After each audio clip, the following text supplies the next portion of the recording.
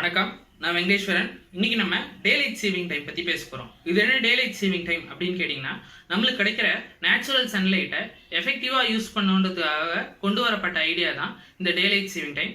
இதை 1895ல் George Vernon Hatsun அப்படின்றவர் கொண்டு வந்தார். இவர் ஒரு நியூசிலாண்டை சேர்ந்த என்டமாலஜிஸ்ட். அதாவது என்டமாலஜிஸ்ட்னா இன்செக்ட்ஸை பற்றி ஸ்டடி பண்ணக்கூடியவங்க. அவர் இன்செக்ட்ஸை பற்றி ஸ்டடி பண்ணுறதுக்காகவும் அதை கலெக்ட் பண்ணுறதுக்காகவும் அவருக்கு டைம் பத்தலை அப்படின்னு நினச்சதுனால அவரோட வாட்சில் 2 hours அஹெடாக அவரோட டைம் செட் பண்ணி வச்சுக்கிட்டாரு. அதாவது ஸ்டாண்டர்ட் டைமை விட 2 hours அஹெடாக செட் பண்ணி வச்சுக்கிட்டாரு. அதாவது 12 o'clock ஆகுது அப்படின்னா அது 2 o'clockனு வச்சுக்கிட்டாரு. ஸோ அவருக்கு இயர்லியாக அவர் ஏஞ்சி அவரோட ஒர்க்கை ஸ்டார்ட் பண்ணார். நிறைய இன்செக்ட்ஸை ஸ்டடி பண்ணுறதுக்கும் அதை கலெக்ட் பண்ணுறதுக்கும் அவருக்கு ரொம்ப ஹெல்ப்ஃபுல்லாக இருந்தது இந்த ஐடியா. இதை ஒரு பேப்பராக ப்ரெசென்ட் பண்ணோம் அப்படின்னு நினச்சாரு. அதை ப்ரெசென்ட்டும் பண்ணார். ஆனால் யாராலையும் அவ்வளோவா கவனம் ஈர்க்கப்படல. ஸோ அதை அப்படியே விட்டுட்டாரு. இவர் இந்த ஐடியா கொண்டு வந்ததுக்கு இன்னொரு முக்கியமான காரணம் என்னன்னா, டேலைட்டில் இருக்கிற டைமில் தான் இன்செக்ட்ஸ் நிறைய வெளியில் வரும். ஸோ அதனால் இன்செக்ட்ஸை கலெக்ட் பண்ணுறதுக்கு ஈஸியாக இருக்கும்னு நினச்சாரு. ஸோ இதை அப்படியே விட்டுட்டதுக்கப்புறம் 1916ல் இந்த ஐடியாவை 20 minutesஸாக குறைச்சி, அதாவது 2 hoursன்றதை 20 minutesஸாக குறைச்சி வில்லியம் வில்லட் அப்படின்றவர் இந்த ஐடியா ப்ரப்போஸ் பண்ணார். அப்போ வேர்ல்டு வைடாக எல்லாராலையும் இந்த ஐடியா கவனம் ஈர்க்கப்பட்டுச்சு. அது மட்டும் இல்லாமல் இதை எல்லாரும் ஃபாலோ பண்ணவும் ஆரம்பித்தாங்க. ஃபஸ்ட்டு 1916ல் ஜெர்மன் எம்பையரில் தான் இதை ஃபஸ்ட்டு ஃபாலோ பண்ணாங்க. World War I நடந்துட்டு இருந்த டைமில். அதுக்கப்புறம் US, Canada, France, Italy, Australia இந்த மாதிரி வேரியஸ் கண்ட்ரிஸ் டிஎஸ்டியை ஃபாலோ பண்ண ஆரம்பிச்சிட்டாங்க. அது மட்டும் இல்லாமல் யூஎஸில் 1916ல் ஒரு பார்லிமெண்ட் பில் பாஸ் பண்ணாங்க டிஎஸ்டியை ஃபாலோ பண்ணன்றதுக்காக. அந்த பில்லோட நேம் என்ன அப்படின்னு பார்த்தீங்கன்னா, சம்மர் டைம் ஆக்ட் அப்படின்றது தான் அதோட பில்லோட பேர். மாடர்ன் டேஸில் டேலைட் சேவிங் டைம் எப்படி ஃபாலோ பண்ணுறாங்க அப்படின்னு பார்த்தோம்னா, கண்ட்ரிஸோட கிளைமேட்டிக் கண்டிஷன்ஸ்க்கு ஏற்ற மாதிரி தான் அவங்க டேலைட் சேவிங் டைம் ஃபாலோ பண்ணுறாங்க.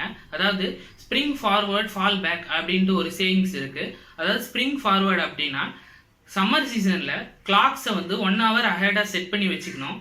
அதுக்கப்புறம் வின்டர் சீசன் வந்ததுக்கப்புறம் நார்மலாக அவங்களோட ஸ்டாண்டர்ட் டைமுக்கு ஏற்ற மாதிரி கிளாக்ஸை செட் பண்ணிடணும். அதாவது ஃபார்வர்ட்லேருந்து பேக்வேர்டுக்கு கிளாக்ஸை செட் பண்ணி வச்சிடணும் அப்படின்றது தான் இந்த சேவிங்ஸோட எக்ஸ்பிளனேஷன். டிஎஸ்டி யூஸ் பண்ணுற கண்ட்ரிஸ் எல்லாமே அவங்களோட கிளாக்ஸை இயர்லி ட்வைஸ் சேஞ்ச் பண்ணுற மாதிரி வரும். அது மட்டும் இல்லாமல் டிஎஸ்டி யூஸ் பண்ணுறதுனால அவங்களுக்கு வர பெனிஃபிட்ஸ் என்னென்ன அப்படின்னு பார்த்தீங்கன்னா, அவங்களுக்கு சம்மர் டைமில் 1 hour எக்ஸ்ட்ரா கிடைக்கும். அந்த 1 hour அவங்க கார்டனிங் பண்ணுறதுக்கோ, வாக்கிங் போகிறதுக்கோ, எக்ஸசைஸ் பண்ணுறதுக்கோ யூஸ் பண்ணிக்கலாம். அதுவும் இல்லாமல் ஆர்டிஃபிஷியல் லைட்டை கம்மி பண்ணிக்கலாம். டிஎஸ்டி ஃபாலோ பண்ணுறதுலே வேரியஸ் சேஞ்சஸ் வருது. அது என்னென்ன அப்படின்னு பார்த்தோம்னா, எர்த்தோட நார்தர்ன் ஹெமிஸ்பியரில் இருக்கிற கண்ட்ரிஸ், அதாவது யூஎஸ், யூகே, கனடா இந்த மாதிரி கண்ட்ரிஸ் எல்லாமே பார்த்தீங்கன்னா மார்ச் மந்தில் டிஎஸ்டி ஸ்டார்ட் ஆகும், நவம்பர் மந்தில் எண்ட் ஆகும்.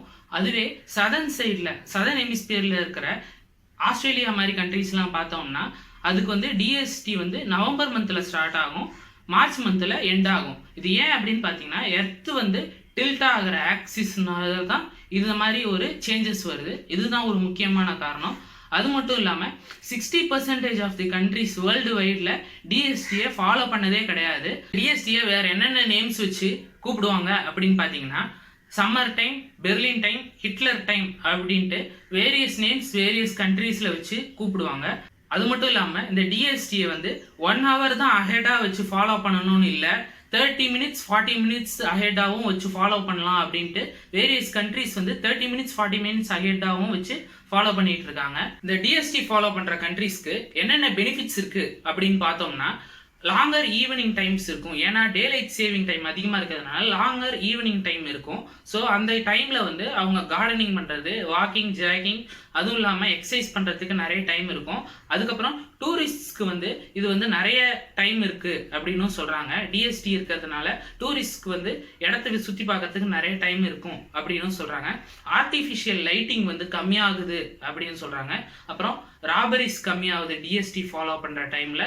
அதுக்கப்புறம் ரோட் சேஃப்டி நல்லாவே இருக்குது அப்படின்னு சொல்கிறாங்க. இதெல்லாம் தான் இதோட அட்வான்டேஜஸ்.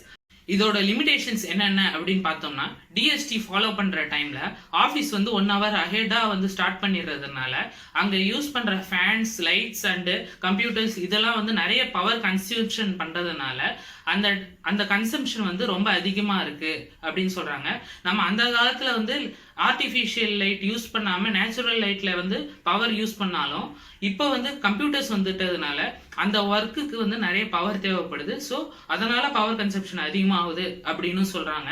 அதுக்கப்புறம் இந்த டைம் டிஎஸ்டி ஃபாலோ பண்ணுற டைமில் வந்து மக்கள் வந்து தூங்குறது கம்மியாகுது. ஸோ தூங்குறது கம்மியாகிறதுனால ரோடு ஆக்சிடென்ட்ஸ் அதிகமாகலாம். அதுக்கப்புறம் அவங்களுக்கு சிக்னஸ் வர்றது அதிகமாகலாம். அப்புறம் ஹார்ட் அட்டாக் வர்றதுக்கு நிறைய வாய்ப்புகள் இருக்குது அப்படின்னு சொல்கிறாங்க.